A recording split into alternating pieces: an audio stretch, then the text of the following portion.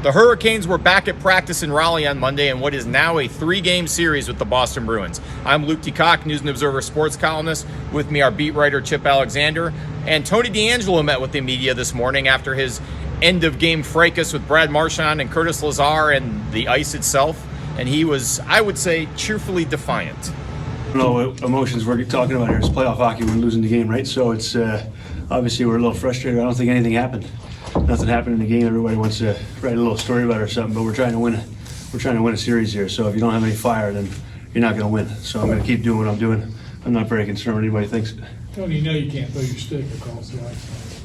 Yeah, is that right? It's going to be a goal anyway, so it counts. I'd rather knock off the puck just to, if it knocks off the stick, it's going to count as a goal anyway. So you'd rather see it go in the net or go wide.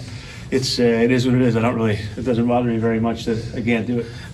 We got to, we got to keep our sticks down. You can't get high stick penalties and stuff. We got to, just got to be disciplined. I thought we did a real good job in games 1 and 2. It'd be a discipline, but they're calling it, all across playoffs, not just our series. They're calling it a little tighter than I guess the normal playoffs would probably go. So we just got to make sure we don't give them a reason to, to give us one. You high stick a guy and he bleeds. It's an automatic 4-minute, right? So there's not really much you can do about those. Just got to find a way to be disciplined. You can't have the delay of games and stuff.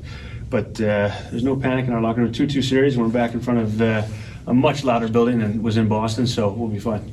Tony DeAngelo is not the only Hurricanes player who needs to answer for discipline, though. It was a massive issue in Boston.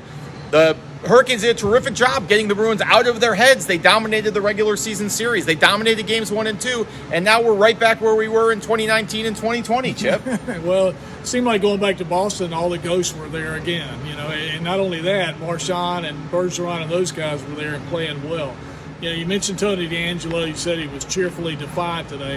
I thought he was more defiant than he was cheerful today. He still seemed a bit edgy. Of course, it had been less than 24 hours since he got into all that in Boston at TD Garden. But, I think Brendan Moore has probably said more to Tony than he's letting on to us. I think even Jacob Slavin has probably told him to cool it down a little bit. I think you'll see the Tony DeAngelo that most of the Canes fans have seen throughout the season in Game 5. And I think the Canes will be hoping, as you said, not to let Marchand get under their skin. I think Brad Marchand will come in here tomorrow night more than willing to take on 18,000 people and be the villain, including the Hurricanes, and try to stir things up again.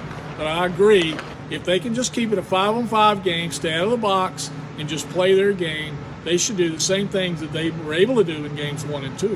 Home ice has actually been a much bigger factor in this series. Matchups have played a role more than anyone expected. But the Hurricanes have home ice and last change again in Game 5 Tuesday night with the Bruins, 7 p.m.